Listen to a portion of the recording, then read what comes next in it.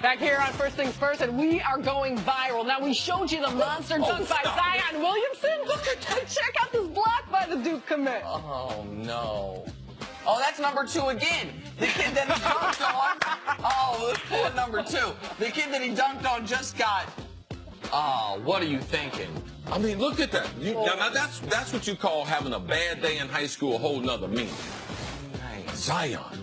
Goodness gracious. I could do something with that. Zion need to be playing some football. No. With those hips and everything. Too good of an athlete to play football. Guarantee you have a hard time shooting outside of 6 feet. Oh, what? Now you're knocking it. I won't go play football. Now you're knocking. Zion, we need to do something with that. We need to do something with that body. He's spectacular. He really is. He's special. And he's the number 3 recruit in the country. Like, I know Duke got 1, 2, and 3. He's the number 3 He's guy? the number 3 recruit. Yeah, man, you should give up on that, man. You're a loser. Number 3. Let's go play some football.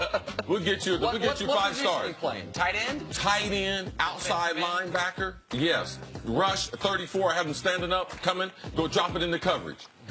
Yeah, and then they franchise tag him, and you say, oh, the business. And I'm like, what are hey, you going to cry? No. When you can go after the quarterback, you can't put the franchise tag on them. You got to give them the money. We'll get to this next break, but it's time now for some stories to start your morning. Sounds like Andrew Luck is rehabbing well. He says he feels awesome and that a second surgery isn't an option. CC, do you expect Luck to have a bounce-back year? I do expect Luck to have a bounce-back year, but I'm also an optimistic person. He's taken over a year off of football, so I would expect, now I believe there were some complications, and I believe that only time will be able to get that shoulder right. I believe the new voice, Frank Wright, if his body is healthy, if his shoulder's messed up, we're talking about one of the great tragedies that we've seen in the National Football League. Mel Kiper said that he was highest ranked of a quarterback as Peyton Manning. Him and Peyton Manning, the highest 2 that he had ever seen as prospects coming into the league, hadn't lived up to what Peyton did with the horseshoe and with the Broncos. So, yes, but I am optimistic about what his future is. I hope he has a bounce-back year. To me, the biggest part of the news here, though, is not needing the second surgery.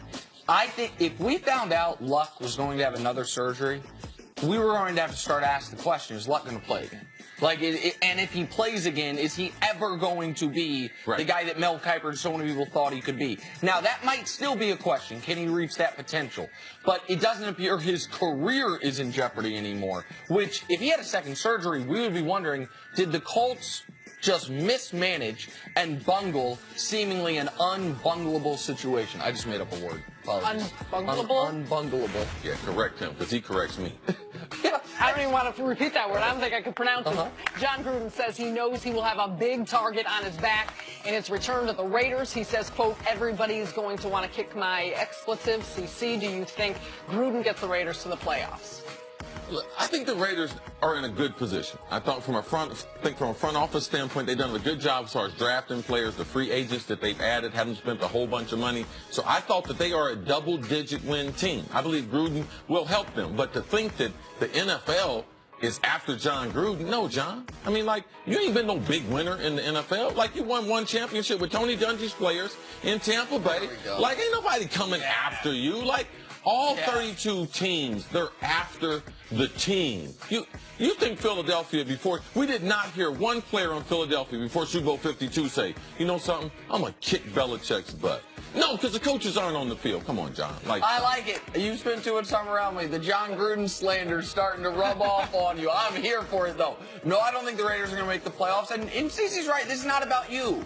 Listen, I get it. On Monday Night Football, you were the star of the show. You were the highest paid employee at that network. You were the guy that all the commentary rolled around. But now you are, it's a weird thing. You're a supporting actor in your own play.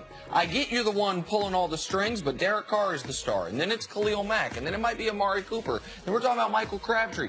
And then, and the head coach. So it's not about going to go. No, that's something to watch going forward, too. You mentioned all those people playing more significant roles than him. Watch that going forward.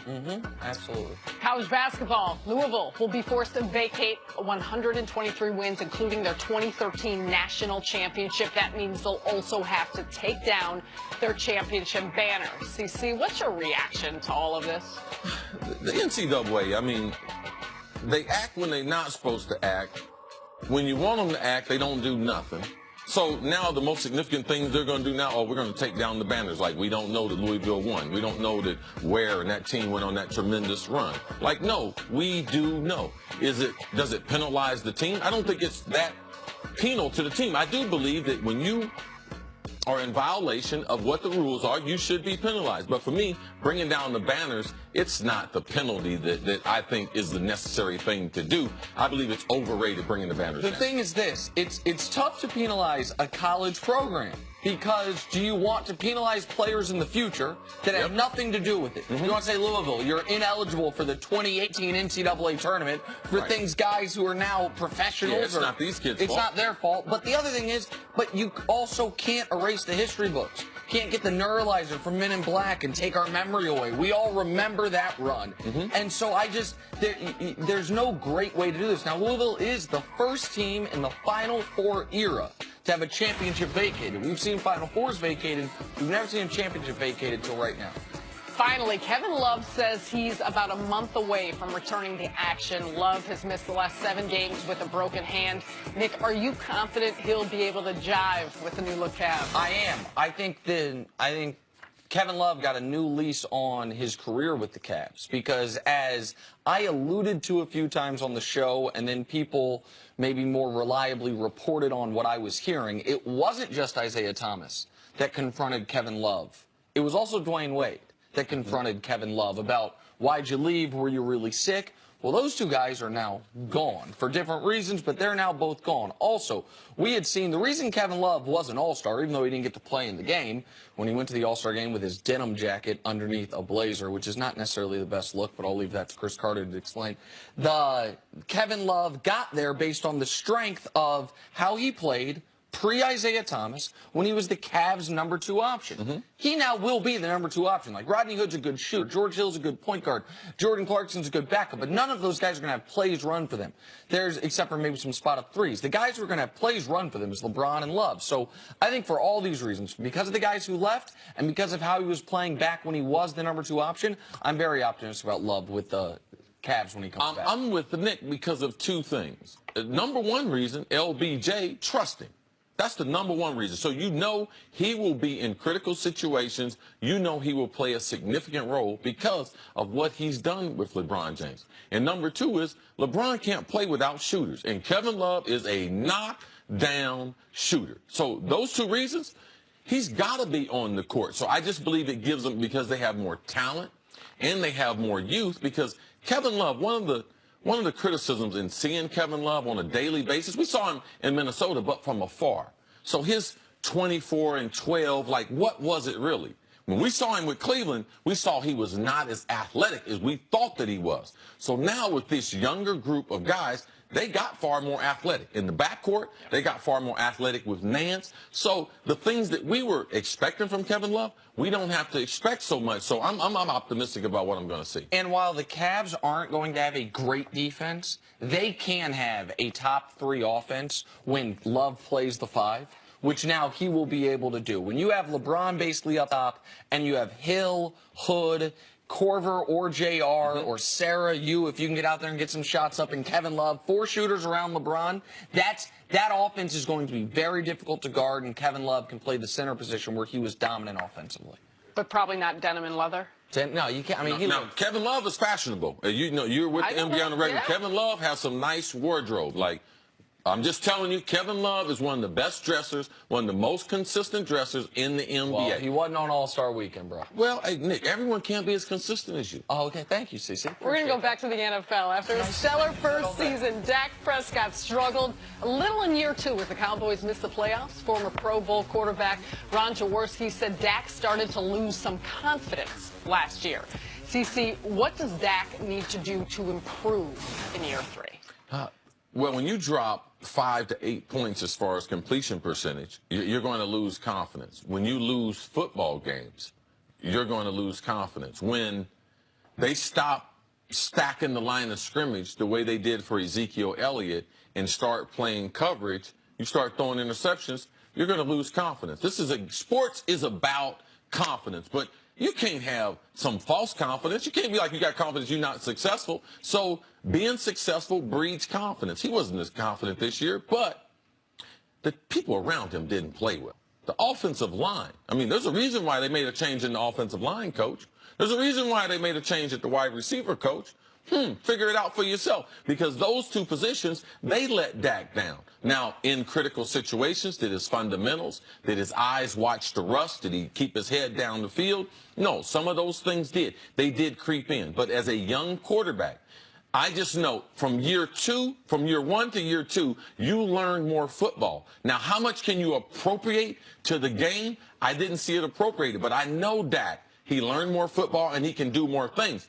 But you need help. And with the lack of productivity from the wide receivers, the offensive line, their best offensive lineman, Tyron Smith, the left tackle, had a subpar year, being from one of the best offensive linemen, if not the best in the league, to just being man, is he going to play this week? He couldn't practice. So there were a lot of things that led to Dak taking a step back. But year 3, I expect Dak to be one of the elite passers that we have in the NFL, but that will come with winning double-digit games. So that will breed more confidence in him year 3. Man, maybe I'm being a prisoner of the moment. Maybe there's some recency bias here, because I was as high on Dak as anybody after year 1.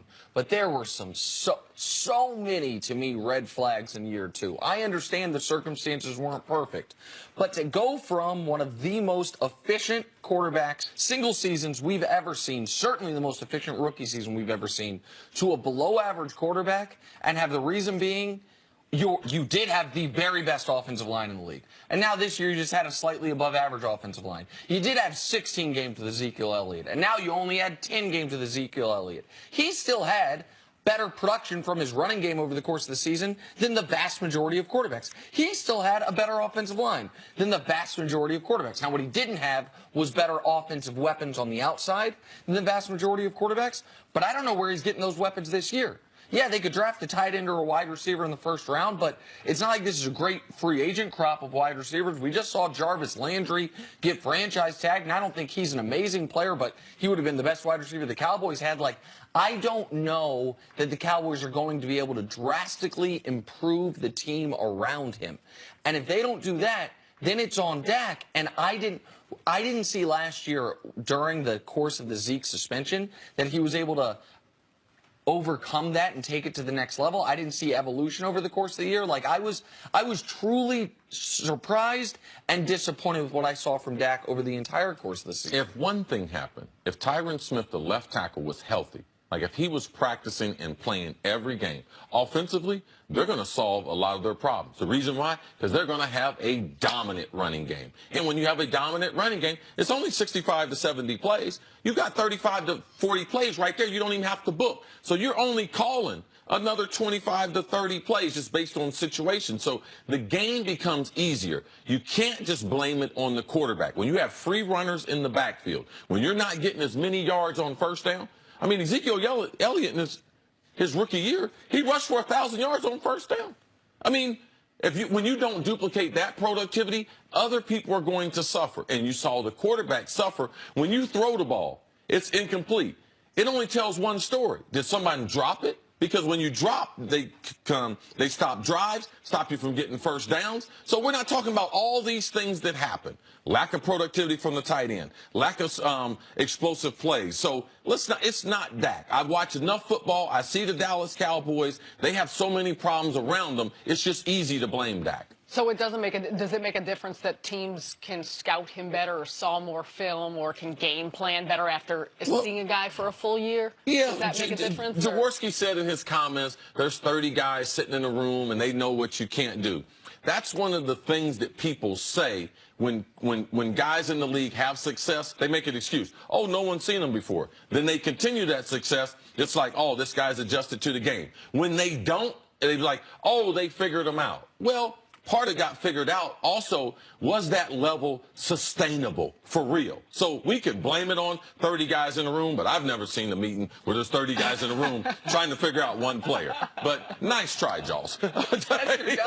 Yeah, nice one. It sounds better. Like hyperbole. Let's get the yeast. Let's make it rise. 30 guys in a room. It's probably like 3. We're taking a break. Coming up, is Odell Beckham Jr. the most talented receiver of all time? Yeah, he ain't even the most talented receiver in New York. You think so? That's next. Wow. First things first. A lot of love for Robbie Anderson. No, under New York. Bigger doesn't mean stronger. Don't be defined by a weight class. Introducing the all-new Terrain, the compact SUV from GMC. Mighty like a pro, the all-new Terrain.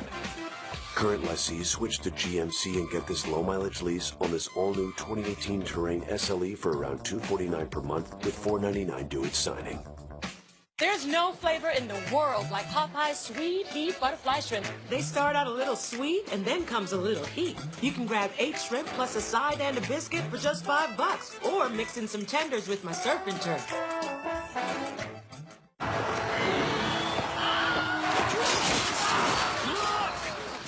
It's Bud Night. It's the Bud Night. We're saved. Yes.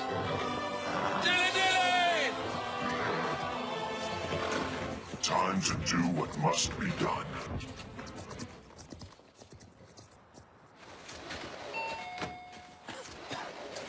I did it.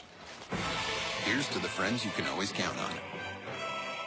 I've had 3 people try to eat me today. Ooh, lucky penny. Anyway, sometimes I wish I were human. Whoa! I'm human! Do you want to eat me?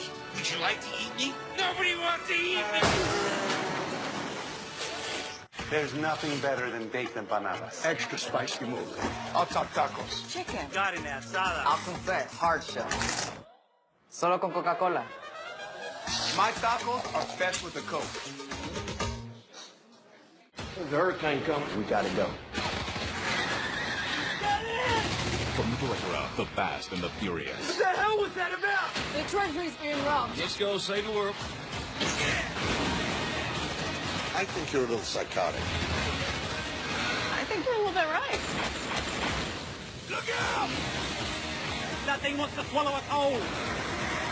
The Hurricane Heist. Hell of a day, ain't it?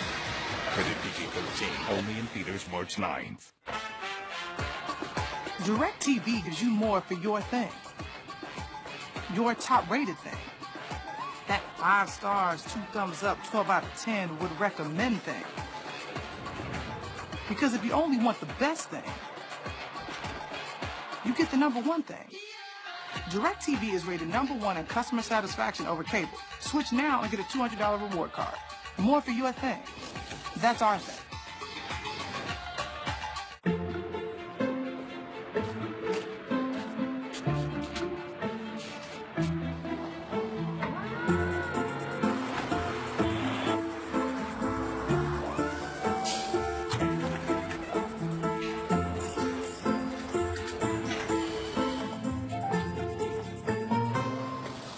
While other insurance companies just see a car, we see something you've worked really hard for.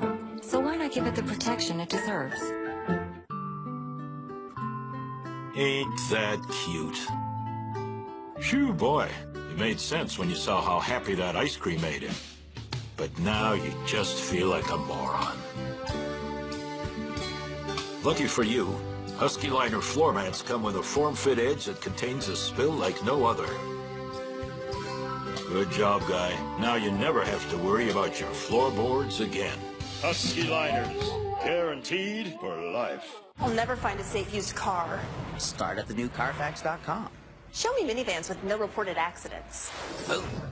Love it. Show me the Carfax. Start your used car search at theallnewcarfax.com.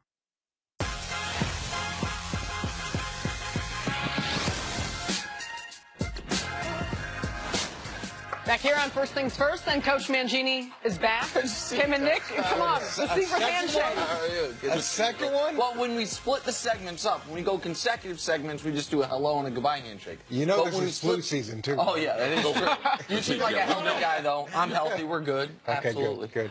All right, let's get to Odell Beckham, who is coming off a disappointing 4th season. He was sidelined with injuries for most of the year, played in just 4 games. However, his teammate Snacks Harrison had high praise for him on Undisputed yesterday. Take a listen. He's starting to understand now that he just has to change the way that he's viewed, because he's not that guy that they make him out to be. He's not this immature guy who causes problems everywhere. He's not a problem at all, actually. So, You know, it's hard for me because if he were, I'd tell you. I'd tell him as well, but he's not. He's the greatest talent we've seen at the wide receiver position in the National Football League, in my opinion. Coach, is Harrison right that OBJ is the most talented wide receiver that we've Coach seen? loves these best ever. First of all, I love Snacks nickname. Yeah. Like, to me, that gives him a little credibility to that nickname. I can relate to that. But the idea of him evaluating all receivers of all time, in all due respect, there have been so many tremendous receivers, and I don't think he's the best receiver in the NFL at this point. Antonio Brown, to me, is a more accomplished receiver, a more dangerous receiver. And when you look at historically, like even your numbers, Chris, in 95, he had 122 receptions, 1,300 yards, 17 touchdowns. Yeah. And that was a totally different defensive environment. It wasn't like you could only contact the receiver for 5 yards. There Also was in 94, too, Coach. You cheated. Well, you had 122 in 94. You just named the 17 touchdowns. Yeah, that's 95. Yeah. So 95 was the bigger year. Do we have a graphic for this? Yeah, you're right. 24 in 2 years. You're right. But I'm just saying, 2 years with back-to-back 122 receptions. Yeah. That's pretty good. And it's different because of the time frame that you did it in. The defensive backs were up.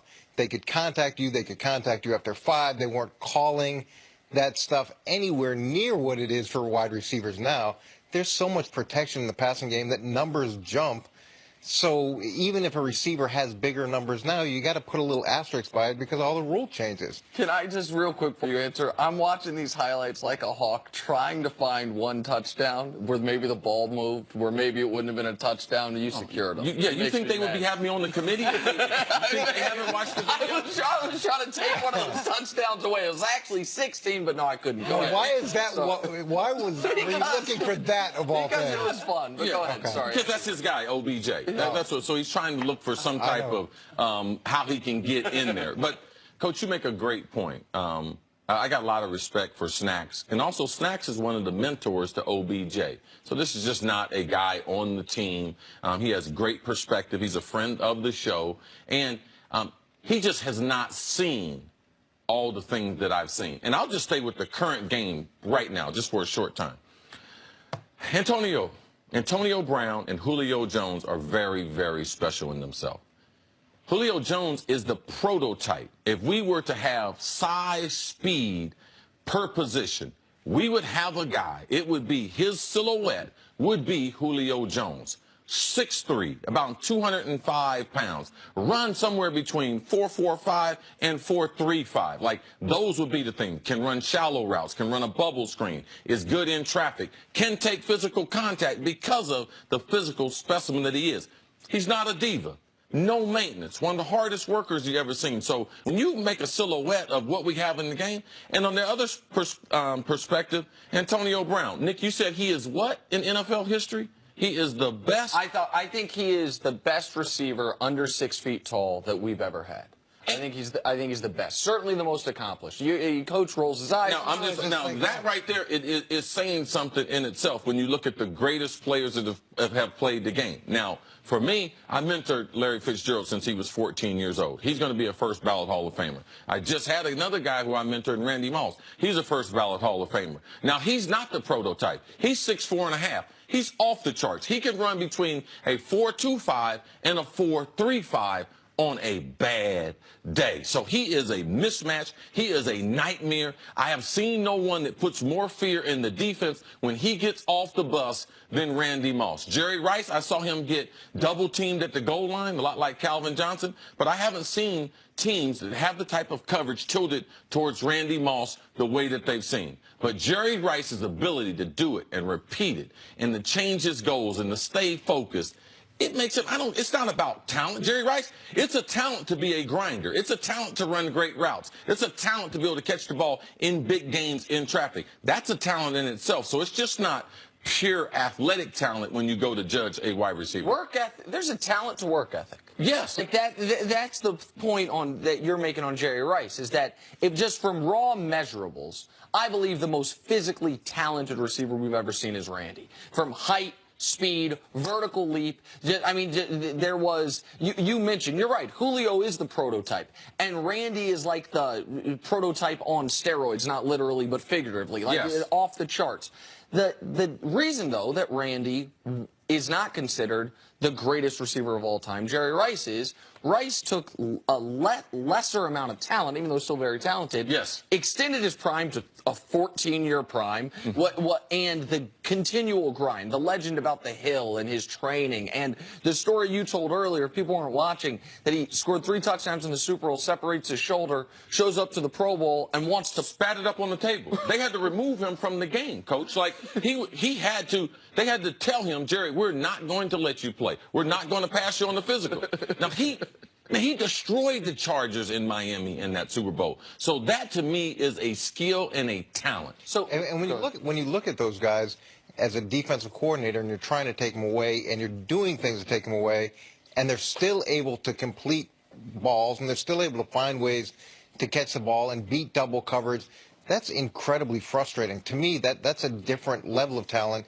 You're committing all these resources to eliminate him from the game plan, and he still produces at a high level. So, but let's talk about Odell for a second, because there is a reason that Odell is included in this type of discussion. Not for greatest ever, because he hasn't done it long enough, but most talented and certainly most accomplished through this point of his career. Odell's played in 47 games.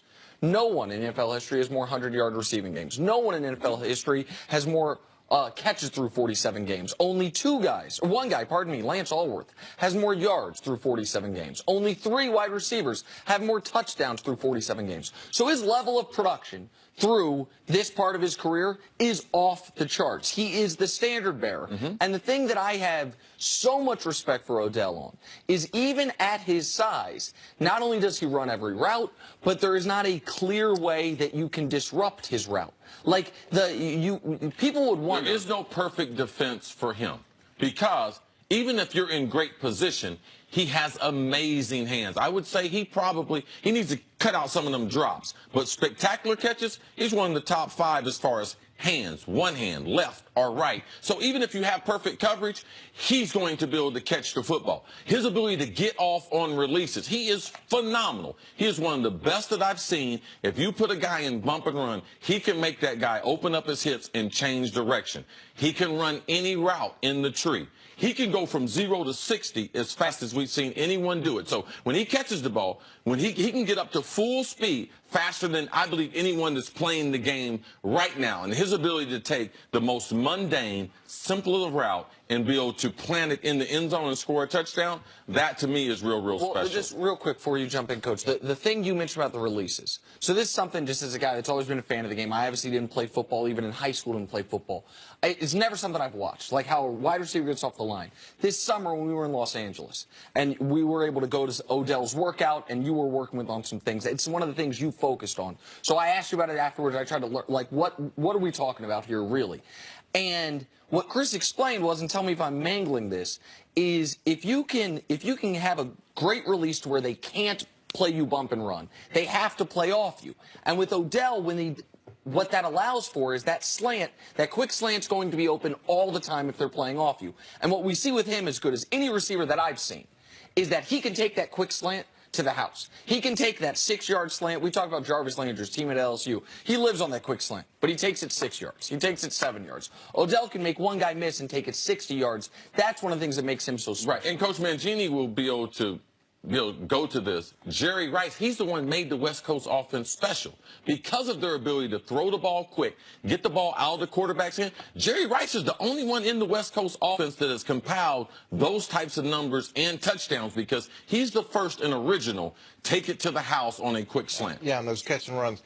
In terms of the numbers and his unprecedented numbers, passing yards in general, passing offense in general over the last 5 to 10 years, with the rule changes, there's been a lot of records that have been broken, and you could easily make the correlation between the rule changes and those records falling, as opposed to suddenly these quarterbacks are that much better than the quarterbacks in the past, or these receivers are that much better.